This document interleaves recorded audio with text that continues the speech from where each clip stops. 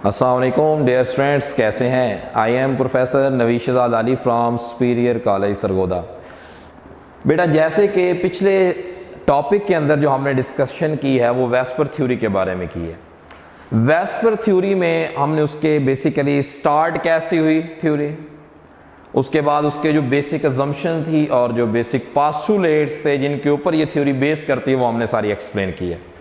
किन किन साइंटिस्ट ने इसको डेवलप किया और किस किस ने फर्दर इसको एक्सटेंड किया वो हमने सारी चीज़ें डिस्कस की हैं लास्ट लेक्चर के अंदर। आज बेसिकली हम शेप्स ऑफ मॉलिक्यूल्स को डिस्कस करेंगे। तो ये बेटा टेबल जो है ये आपके पास बुक के अंदर गिवन है, ये यहाँ पे भी बना दिया गया, ड्रा किया गया है ताकि आपको हर चीज़ आसानी से समझ आ जाए। तो इसमें हम टाइप ऑफ मॉलिक्यूल देखेंगे एक चीज़, दूसरा इसमें इलेक्ट्रॉन पेयर्स कितने होंगे। लास्ट लेक्चर में मैंने डिस्कस किया है इलेक्ट्रॉन पेयर्स में दो चीजें होंगी बेटा, एक बॉन्ड पेयर और दूसरा लोन पेयर। उसके बाद उन पेयर्स की अरेंजमेंट क्या होगी, ज्योमेट्री फॉर्मेशन किस तरीके से होगी, उसकी शेप क्या बनेगी, बॉन्ड एंगल क्या बनेगा और उस कैटेगरी में एग्जांपल्स कौन सी फॉलो कर रही हैं। तो इसको हम वन बाय वन एक्सप्लेन करते हैं। तो बातें जरा ध्यान से सुनिएगा। सबसे पहले जो टाइप है वो आपके पास क्या है बेटा, AB2 टाइप। अब इस AB2 टाइप का मतलब क्या है, इसमें बेटा हमारे पास जरा देखिएगा, जो बेटा A है ये होगा सेंट्रल पॉलीवैलेंट एटम, जहां जहां पे ए की डिस्कशन होगी ऐसे समझिएगा कि वो सेंट्रल एटम है। अब जो दूसरी चीज है कि ये बी जो डिस्कस्ड है साथ में, तो ये आपके पास जो सराउंडिंग एटम्स होंगे या एलिमेंट्स होंगे ये उसके बारे में एक्सप्लेन करेगा। तो जो AB2 कैटेगरी है ये क्या शो कर रही है कि हमारे पास टोटल इलेक्ट्रॉन पेयर कितने हैं, 2। अब इसमें बॉन्ड पेयर तो 2 हैं लेकिन लोन पेयर क्या है, 0 है। तो अरेंजमेंट जो होगी वो लीनियर होगी, ज्योमेट्री लीनियर होगी। ये हमने शेप और स्ट्रक्चर बना दिया। ये सेंट्रल एटम है और जो बी है ये क्या है, सराउंडिंग एटम्स है। इसमें एग्जाम्पल है बेरिलियम क्लोराइड की, जिंक क्लोराइड की। तो इसमें याद रखिएगा बेटा हमारे पास जो ये वाले मेंबर हैं ये 2A और ये वाले मेंबर 2B ग्रुप से बिलोंग करेंगे। जो 2A ग्रुप है इसमें क्या क्या है, बेरिलियम है, मैग्नीशियम है, कैल्शियम है, वो वाले एलिमेंट्स। इस तरीके से जो 2B है इसमें क्या है, जिंक है, कैडमियम है, मरकरी है, तो वो वाले एलिमेंट्स। अब ये जो बॉन्ड बनाएगा वो किसके साथ बनाएगा, जो सराउंडिंग एटम्स हैं, ये बेटा कौन सा है, ग्रुप नंबर 7A। यानी कि इस कैटेगरी में नॉर्मली जो एलिमेंट्स होंगे वो 2A और 2B से बिलोंग करेंगे और जो सराउंडिंग एटम्स हैं वो कौन सा ग्रुप है, 7। फ्लोरीन हो सकता है, क्लोरीन, ब्रोमीन, आयोडीन हो सकता है। और इसमें जो बॉन्ड एंगल है वो क्या है, 180 का। तो यहां पे एक बहुत ही इंपॉर्टेंट बात बताने जा रहा हूं, बात जरा ध्यान से देखिएगा बेटा। ये सेंट्रल एटम है और ये क्या है, सराउंडिंग एटम्स है।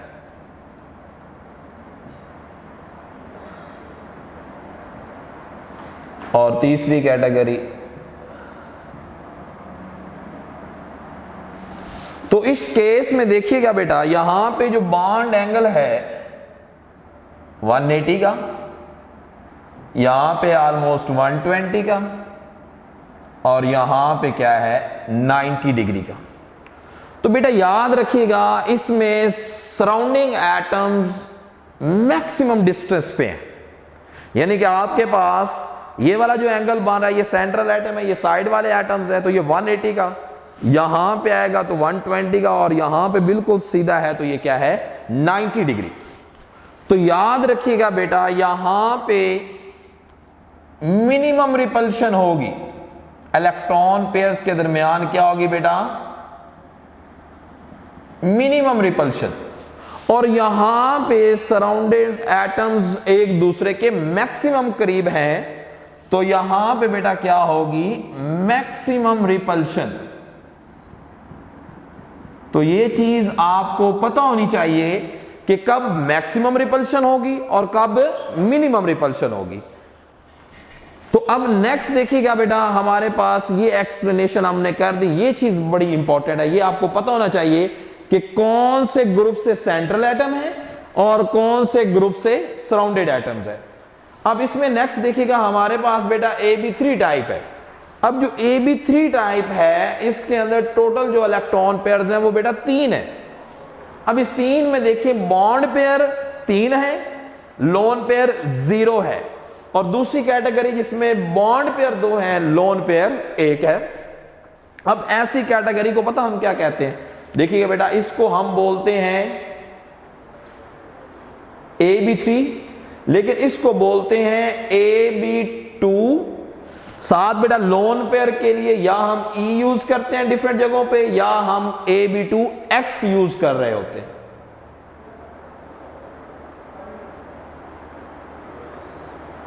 बात समझ आएगी बेटा। तो ये जो E या X है, ये रिप्रेजेंट कर रहा होता है नंबर ऑफ लोन पेयर्स को, ठीक है। अब इसमें जो अरेंजमेंट पेयर्स की है, इलेक्ट्रॉन पेयर्स की, वो कौन सी है बेटा, ट्राइगोनल प्लेनर। अब इसमें ज्योमेट्रीज दो डिफरेंट है, इसमें ट्राइगोनल प्लेनर है, लेकिन इसमें क्या है, बेंट या एंगुलर, जब लोन पेयर का इफेक्ट आएगा। इसमें बॉन्ड एंगल 120 का बन रहा है, लेकिन इसमें जो बॉन्ड एंगल है, loan pair bond pair repulsion की वजह से ये क्या होगा, लेस देन 120। इसमें एग्जांपल्स भी डिफरेंट है। अब इसमें नॉर्मली किस ग्रुप के एलिमेंट्स हैं, ये जो मौजूद है, ये बेटा है 3rd A ग्रुप। ओके बेटा। और इसके जो साइड वाले एटम्स है, सराउंडिंग एटम्स हैं, ये हाइड्रोजन है जो पहले ग्रुप से बिलोंग करती है, और ये वाली हैलोजन्स हैं जो कि किस ग्रुप से तल्लक रखती है, 7 ग्रुप से। बात समझ आई है। अब ये चीज हमने एक्सप्लेन कर रही। अब यही चीज मल्टीपल बॉन्डिंग में भी है, तो यहां पे मैं लिख देता हूं बेटा आपके पास, जरा ध्यान से देखिएगा। AB3 टाइप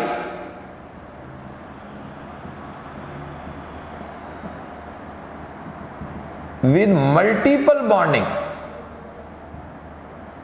तो इसमें हम एग्जाम्पल जो डिस्कस करते हैं बेटा, वो कौन सी एग्जाम्पल है, सल्फर ट्राइऑक्साइड की,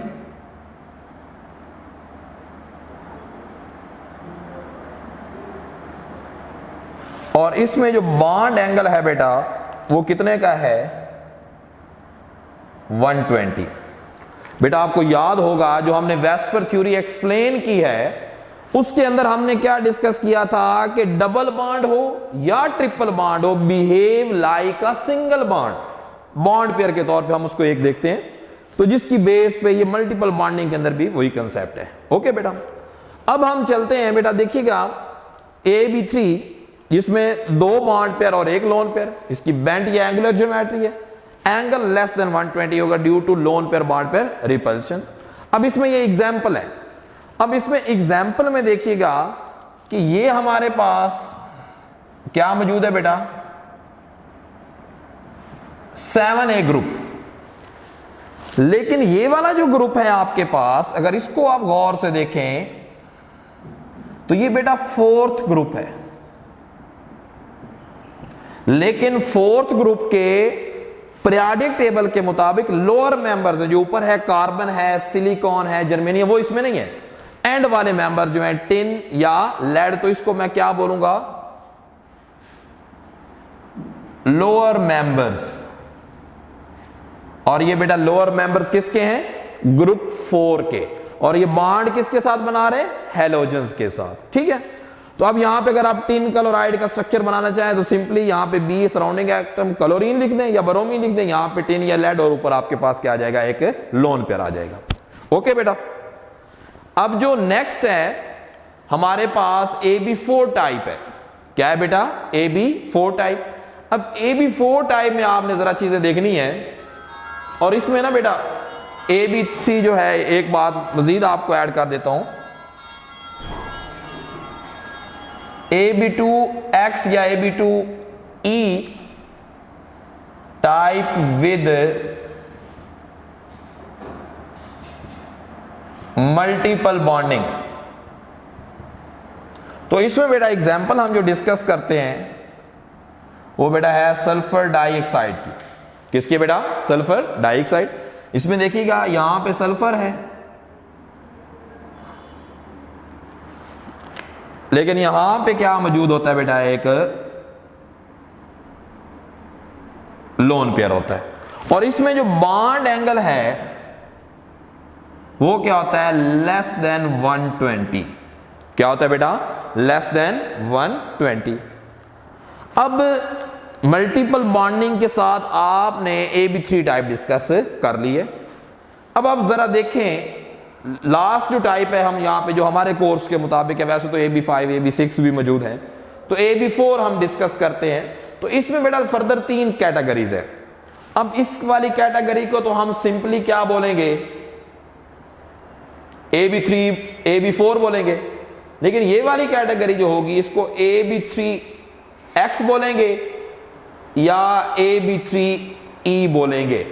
ओके, और जो लास्ट वन है इसको हम Ab2X2 बोलेंगे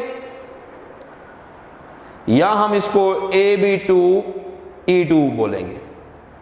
अब यह X या E का मतलब क्या है? यानी कि 2 लोन पेयर्स, और B2 का मतलब क्या है? 2 सराउंडिंग एटम्स, और A सेंट्रल एटम है। तो इसमें देखिएगा बेटा जब चारों ही बॉन्ड पेयर है, लोन पेयर नहीं है, तो फिर टेट्राहेड्रल है, बॉन्ड एंगल 109.5 है, और ये आपके पास एग्जांपल्स हैं। तो एग्जांपल्स को अगर आप गौर से देखें बेटा, जो कार्बन है ये चौथे ग्रुप से है, और यहां पे जो दूसरे एटम है सराउंडिंग एटम, ये नॉर्मली किससे है? ये हाइड्रोजन है, पहले ग्रुप से तल्लक रखती है, और ये वाली किस ग्रुप से है? 7वें ग्रुप से। लेकिन अब जो एग्जांपल्स आएंगी नॉर्मली वो किसके अंदर आएंगी? Higher members of group 4। क्या आएंगे बेटा? Higher member. इसमें कार्बन है, जर्मीनियम भी हो सकता है, ठीक है बेटा। इसके अलावा सिलिकॉन वगैरह इस कैटेगरी में फॉल करेंगे। अब इसमें ये अमोनियम आयन की एग्जांपल भी लिख सकते हैं। इसके अलावा जो सल्फेट आयन है बेटा, इनकी भी जो शेप बनती है वो टेट्राहेड्रल बनती हैं, ठीक है, बुक के अंदर बनी हुई आप देख सकते हैं। आगे फर्दर देखिएगा 3 बॉन्ड पेयर 1 लोन पेयर, ठीक है। इसकी पैरामिडल बनेगी ज्योमेट्री, ठीक है ना, पैरामिड बनेगा। इसमें ये लोन पेयर है और ये बॉन्ड एंगल पहले से श्रिंक कर जाएगा, कम हो जाएगा due to lone pair bond pair repulsion. और इसमें एग्जांपल अमोनिया फास्फोरस, तो इसमें आप देख सकते हैं बेटा ये वाले जो मेंबर हैं ये किस ग्रुप से तल्लक रखते हैं? 5th A। किससे तल्लक रखते हैं? 5th A। और बॉन्ड किसके साथ बन रहा है? ये देखो हाइड्रोजन के साथ या किसके साथ?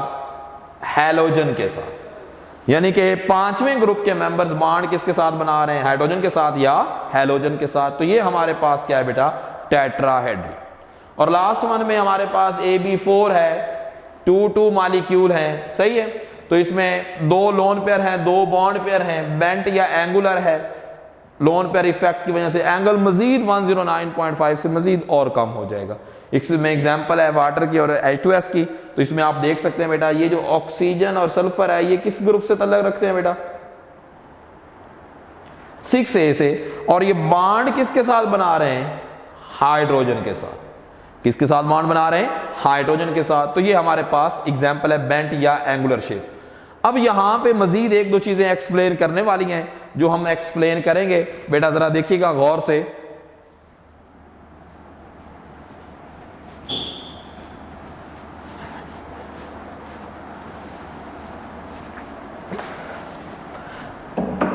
अब यहां पे 2 बातें जो शॉर्ट क्वेश्चंस हैं बहुत सारे बेटा, इसमें से एमसीक्यूज जहां से मर्जी वो उठा के दे रहे, तो इस चीज का जरा ख्याल रखना है। अब इसमें जो 2 क्वेश्चन हैं वो बड़े इंपॉर्टेंट हैं। वो क्वेश्चंस क्या हैं जरा देखिएगा। सबसे पहली बात,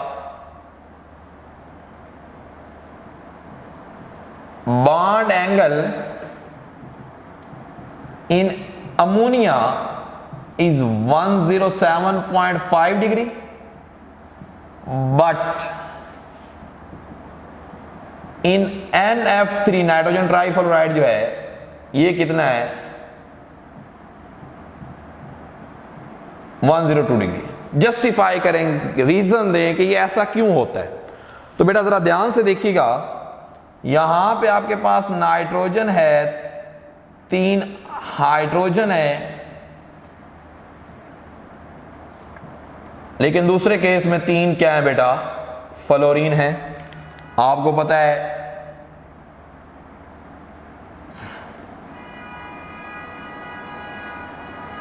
इसके पास क्या है लोन पेयर। अब इसमें जो बॉन्ड एंगल बन रहा है ये 107.5 है, लेकिन इसमें कितना है 102। बेटा इस केस में देखिए नाइट्रोजन के साथ हाइड्रोजन अटैच है, सेंट्रल एटम की इलेक्ट्रोनेगेटिविटी ज्यादा है, साइड वाले एटम की इलेक्ट्रोनेगेटिविटी कम है। सेंट्रल एटम नाइट्रोजन ही है, लेकिन साइड वाला एटम फ्लोरीन अब आ गया, इधर हाइड्रोजन था यहां पे फ्लोरीन है। तो अब बेटा देखिए जो फ्लोरीन है इसकी इलेक्ट्रोनेगेटिविटी ज्यादा है, सेंट्रल एटम की इलेक्ट्रोनेगेटिविटी इसके मुकाबले में कम है। यानी कि इस केस में सेंट्रल एटम की इलेक्ट्रोनेगेटिविटी ज्यादा है, लेकिन इस केस में सराउंडिंग एटम के लिहाज से इसकी इलेक्ट्रोनेगेटिविटी कम है। अब बेटा ये जो नाइट्रोजन और हाइड्रोजन बॉन्ड है इसकी पोलैरिटी कम है, लेकिन ये वाला जो नाइट्रोजन हाइड्रोजन बॉन्ड है इसकी जो पोलैरिटी है, बॉन्ड पोलैरिटी, वो बहुत ज्यादा है। अब होगा क्या, इस बॉन्ड पोलैरिटी की वजह से ये वाला जो नाइट्रोजन का लोन पेयर है इसको ये वाला बॉन्ड अपनी तरफ क्या करेगा अट्रैक्ट करेगा। अब यहां पे लोन पेयर मैक्सिमम डिस्टेंस पे है, लेकिन यहां पे क्या आएगा वो करीब करीब आएगा। अब जैसे वो करीब आएगा तो ये वाला जो बॉन्ड पेयर है ये सारा शिफ्ट होगा फ्लोरीन की तरफ। क्यों? क्योंकि उसकी इलेक्ट्रोनेगेटिविटी क्या है ज्यादा है। अब ये करीब होने की वजह से इन बॉन्ड पेयर्स को स्ट्रांगली रिपेल करेगा। जब ये बॉन्ड एंगल रिपेल होगा तो ये आपस में इस तरीके से श्रिंक हो जाएगा, मतलब कि पहले इधर है अब थोड़ा सा क्या हो गया श्रिंक हो गया। जैसे ये श्रिंक करेगा तो इसका बॉन्ड एंगल क्या हो गया डिक्रीज। तो ये बेटा रीजन है जिसकी बेस में हम कहते हैं कि NF3 के अंदर बॉन्ड एंगल 102 है, लेकिन NH3 के अंदर 107.5 है। मैं रिपीट करने लगा हूं बेटा, पहली बात NF की बॉन्ड पोलैरिटी ज्यादा है, दूसरी बात ये लोन पेयर ऑफ नाइट्रोजन को स्ट्रांगली अट्रैक्ट करता है, तीसरी बात लोन पेयर नाइट्रोजन के करीब आ जाता है, चौथी बात ये वाला लोन पेयर इन बॉन्ड को क्या करेगा श्रिंक कर देगा रिपल्शन की मदद से। जब ये बॉन्ड एंगल रिपेल हो जाएंगे तो ये एंगल कितना बनेगा 102। और मैंने ये भी बताया है कि ये वाले जो बॉन्ड पेयर है ये ज्यादातर किधर चला जाएगा इलेक्ट्रॉनिक आउट फ्लोरीन की तरफ चला जाएगा ड्यू टू ग्रेटर इलेक्ट्रोनेगेटिविटी। अब दूसरा सवाल जो यहां पे ज्यादा इंपॉर्टेंट है वो है bond angle in H2O is 104.5 Celsius, but in H2S is 92 Celsius. Why? ये बेटा बहुत ही इंपॉर्टेंट शॉर्ट क्वेश्चन है, साथ में ये एमसीक्यूज के तौर पे भी आते हैं, इनको जरा ध्यान से देख रहे हैं। अब वाटर का केस लिखते हैं।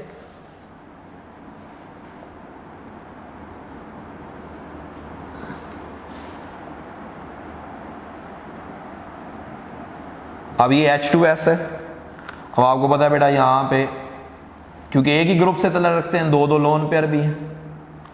इसमें जो बॉन्ड एंगल है ये बेटा है 104.5 डिग्री, लेकिन इसमें क्या है 92 डिग्री। अब इसमें क्या रीजन है, लोन पेयर भी सेम है, एक ही ग्रुप से तलक रखता है सेंट्रल एटम, साइड वाले एटम भी सेम है। यहां तो चलो साइड एटम डिफरेंट थे, यहां पे साइड एटम भी सेम। तो इसकी बेटा दो रीजंस हैं। पहली बात, जो सेंट्रल एटम है इसका ग्रेटर साइज होता है। इसका क्या होता है बेटा, ग्रेटर साइज। लेकिन ये वाला है इसका जो साइज है ये क्या है, स्मॉलर, क्योंकि ये पीरियोडिक टेबल के दूसरे पीरियड के अंदर है ऑक्सीजन, लेकिन सल्फर जो है ये तीसरे। ग्रुप सेम है, चौथा ग्रुप है, लेकिन पीरियड डिफरेंट है। साइज जितना ज्यादा होगा बॉन्ड एंगल उतना कम होगा। तो बेटा साइज ऑफ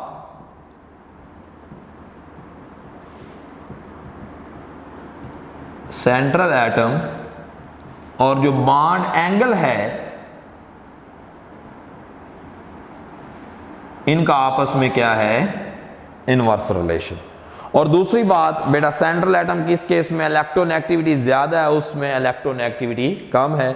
तो दूसरी बात इलेक्ट्रोनेगेटिविटी ऑफ